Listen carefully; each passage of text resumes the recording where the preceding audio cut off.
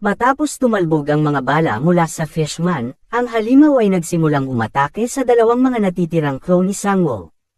Ang Fishman ay may hawak na isang uri ng mahiwagang espada, na nagpapahintulot sa halimaw na lumakas sa pamamagitan ng pagsipsip ng dugo.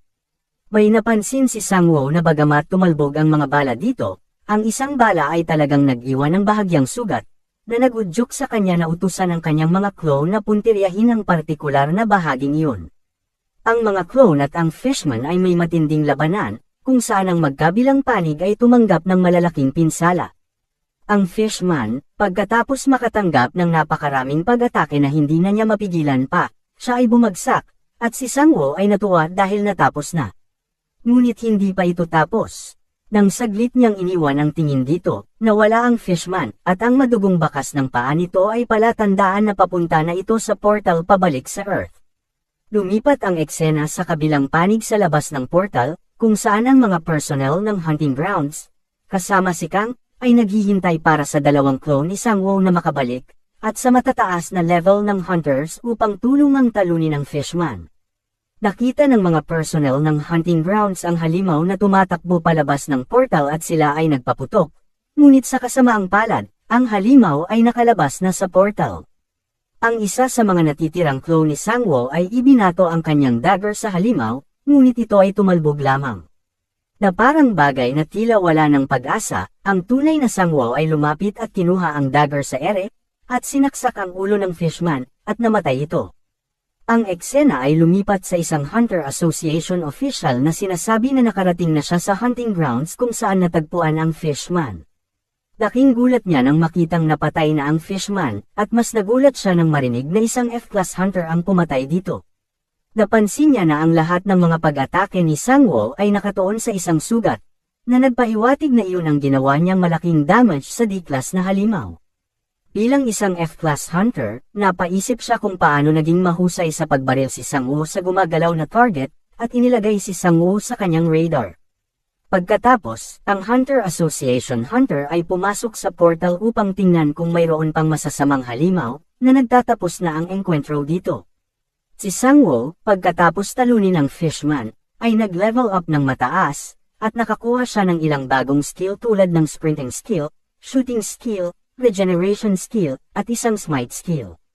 Ang kanyang mga clone ay nakikita niyang malubha ngunit gumagaling na sila ng mabuti, at ipinaliwanag niya na mayroon siyang cooldown para sa pagpapatawag sa kanila upang pagalingin ang kanilang mga pinsala, kaya pinili niyang hintayin ito. Napansin ni Sangwoo na may ilang mga item ang nalaglag mula sa pagkatalo ng Fishman, kabilang ang maikling espada na hawak ng halimaw, na kayang sumipsip ng dugo para lumakas. Ngunit ang isa pang item ay nahulog kasama nito, ito ay isang mababang uri ng hiyas, pero inaakala ito ni Sangwoo na ito ay isang rare item, na naging dahilan upang magkaroon siya ng mataas na pananabik. Ngunit sinabi sa kanya ni Kang na isa lamang itong mababang uri ng item at may potensyal itong magkaroon ng mga nakakapinsalang epekto, kabilang dito na ang user ay may posibilidad na maging isang halimaw. Tandaan ang item na ito ay hindi magagamit sa ibang pagkakataon. Pagkatapos makipag-usap kay Kang, umuwi na si Sangwoo kasama ang kanyang dalawang malubhang nasaktang clone, at pagka-uwi ay muling ipinatawag niya ang kanyang pangatlong clone at inutusan itong magpatuloy sa pag-ehersisyo habang ang iba ay nagpapahinga. Si Sangwoo, pagkatapos makapag-ayos sa kanyang sarili, binuksan niya ang maikling espada na nakuha niya mula sa Fishman, at biglang naalala ang sinabi ni Kang tungkol sa kung paano ito maaaring isang isinumpang bagay, na katulad ng hiyas. Inutusan niya ang kanyang clone na kunin ito para sa kanyang kaligtasan, at inalam niya ito sa pamamagitan ng kanyang familiar skill na sinasabing may sumpa ito, na mag-uudyok sa user na mapatay dahil sa pagbibigay ng maraming dugo sa espada. Pero mukhang hindi ito masyadong aalahanan ni Sangwoo, dahil ang kanyang mga clone ay hindi naaapektuhan ng sumpa. Pagkatapos ng mga bagay-bagay, muli niyang pinag-aralan ang kanyang mana breathing skills at inaalala na dapat siyang bumalik sa paaralan bukas. Ang eksena ay lumipat kay Sangwoo na naglalakad sa mga pasilyo ng kanyang unibersidad, patungo sa kanyang klase. Sa huli ay naalala niya kung paanong wala siyang gaanong kaibigan, dahil walang kumakausap sa kanya noon. Pero sa sandaling pumasok na siya sa silid-aralan, nakilala niya ang isa sa kanyang mga kaibigan sa gym, si Kim Jong-do. Bahagya silang nagbibiruan, at napansin nilang lahat ng estudyante sa klase ay nagbubulungan kung gaano kalaki ang pinagbago ni Sang-woo, at ang ilan ay gustong makipag-blind date sa kanya. Napakaswerteng lalaki. Hindi talaga naniniwala si Sang-woo na nagbago siya ng sobra at tinanong si Kim kung talagang nagbago ba siya, na sinagot ni Kim, sa tingin ko hindi ka makikilala ng mga magulang mo, na nagpapaalala kay Sang-woo na pinaplanong niyang umuwi sa kanila. Nag-usap sila ng ilang sandali at pagkatapos, inanyayahan ni Kim si Sang-woo na uminom kasama ang iba pang mga estudyante, ngunit tumanggi si Sang-woo, na nagpapaliwanag na nagkaroon siya ng isang appointment, na labis na ikinadismaya ni Kim. Ang eksena ay lumipat muli sa punong tanggapan ng World Hunter Association, kung saan ipinaliwanag nila kung paano hinulaan ng isang oracle, ang isang sakuna na lumitaw ang creation ng isang portal at pagsalakay ng daan-daang halimaw sa Earth. Idinitalye pa nila na maaaring mangyari ang kaganapan sa susunod na 2 araw, at ang pinaghihinalaang lokasyon nito ay ang South Korea.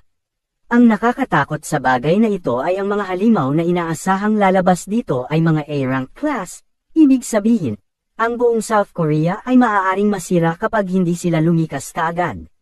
Kung iaayon sa kanilang pananaw, ang pinakamataas na rank na kayang labanan ng militar ay nasa D-rank, kaya, hunters ang tanging opsyon na mayroon sila upang labanan ang sakuna na ito. At dahil doon, isang pulong ang ginawa upang ipatawag ang lahat, at ang pinakamalaking guild sa bansa ay nalikha.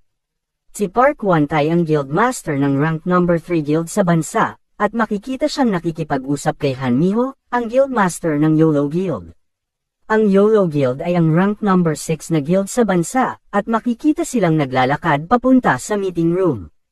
Pumasok sila sa meeting room at makikita ang taong kinasusuklaman ng lahat, ang rank number 1 guild master sa bansa, si Shin Hae-sung. Si Shin ay patuloy sa pangungutya at pang-osor kay Park Won-tae tungkol sa tila na bigong misyon ng kanilang guild sa pangangaso, na nagudyok sa lahat ng nasa silid na makaramdam ng hindi pagkakomportable. Ang tensyon ay nagambala sa pagdating ng leader ng asosasyon at nagsimula na ang meeting tungkol sa darating na sakuna. Ipinaliwanag ng leader ng asosasyon ang sitwasyon, at ang bawat isa sa guild masters ay nagpahayag ng kanilang mga alalahanin sa kakulangan ng mga tauhan para sa sakuna na ito, lalo na kung pinakailangan bantayan ang kabuuan ng South Korea. Si Park Won-tae, sa gitna ng mga argumento, ay nagmungkahi ng isang makabuluhang plano na sinasabi na ang bawat guild ay maghanda ng isang team ng mga hunters na maaaring ipadala kaagad kung sakaling mangyari ang sakuna sa kanilang lugar. Sa lugar na iyon, kapag nangyari ang sakuna, ang bawat guild ay magtitipon sa lokasyong iyon at doon i-concentrate ang kanilang manpower. Bilang parusa sa hindi susunod, ipinaliwanag ni Park Won-tae ang naturang parusa sa kanila. Lahat ay bumoto pabor sa plano ni Park, at natapos na ang pulong. Si Sang-woo ay nakikitang tapos na sa kanyang mga klase at masaya sa kung gaano ito kabilis. Ngunit habang naglalakad siya pauwi, nakasalubong niya ang isang estudyante, si Hae-young, na nagpapaliwanag sa isang estranghero na gustong makuha ang kanyang number, at sinabi niyang mayroon na siyang boyfriend. Nagkataon na nakita ni Hae-young na dumaan si Sang-woo at ginamit niya ang pagkakataong ito para magpanggap na boyfriend niya si Sang-woo, na ikinaiinis naman ni Sang-woo.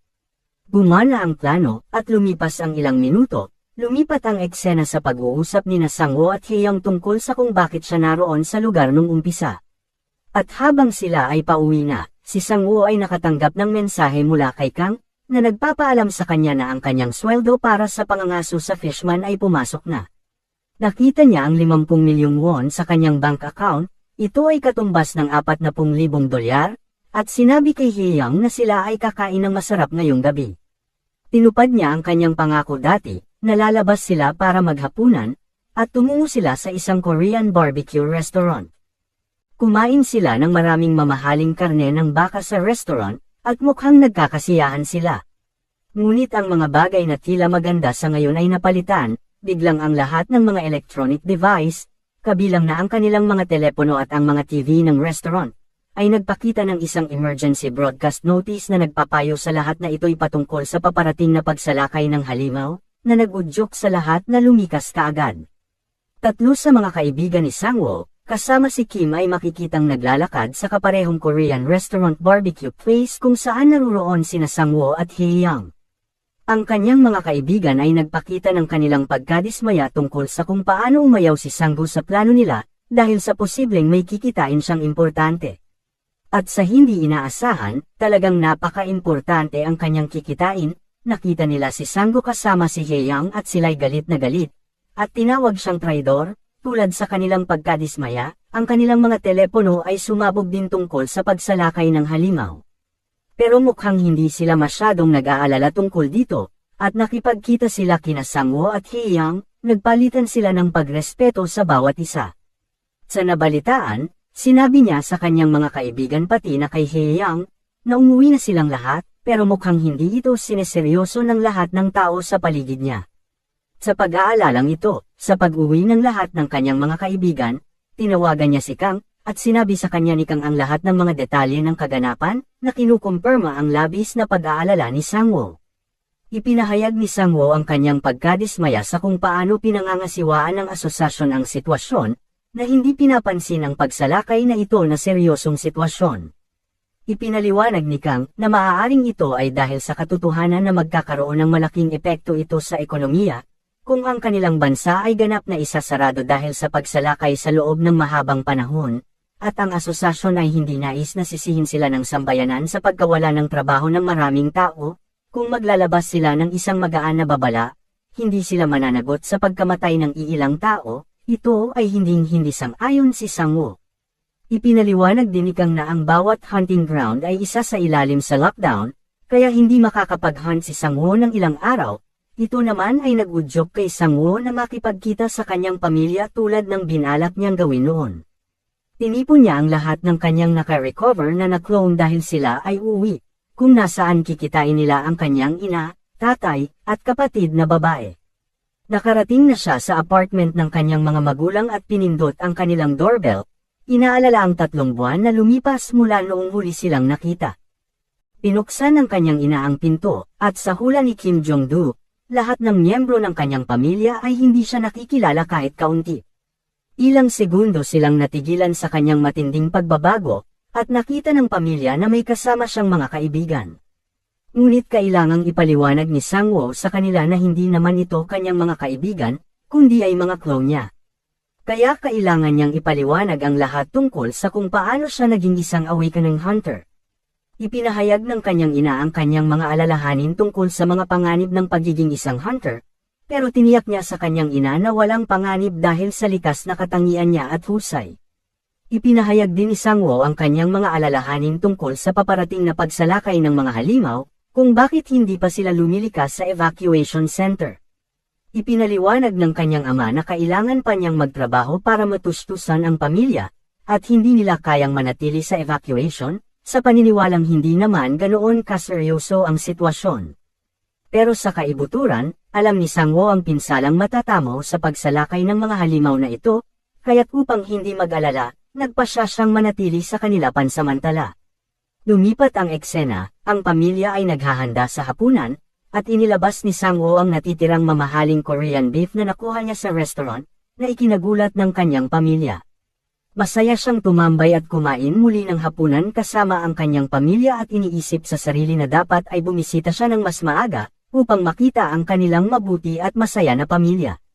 Ngunit nang magsisimula na sana silang kumain, sumabog ang apartment. Pinuksan ni Sang-woo ang kanyang mga mata ngunit madilim, at nakita ang kanyang buong pamilya na nakahandusay sa sahig. Nakita niya na ang apartment ay nagkakagulo, at nakita niya ang isang kakilakilabot na bilang ng mga halimaw na lumalabas mula sa portal, na nangyari na lumitaw sa tabi mismo ng kanilang apartment.